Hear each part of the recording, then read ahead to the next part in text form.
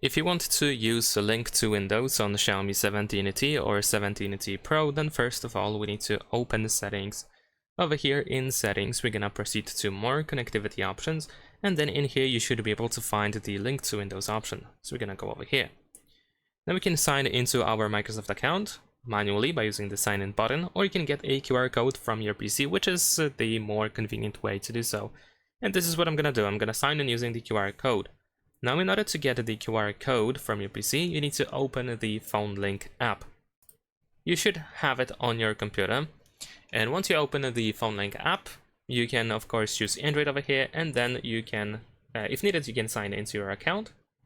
Once you have the QR code, you can scan it with your phone.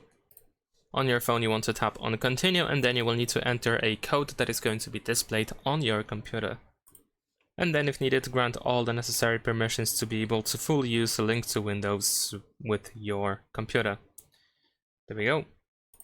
Here is another thing that we can grant access to, so we're gonna tap on Continue. This is optional, so we can decline. And there we go. On your computer, you should see that you are all set, so you should be able to click on Continue.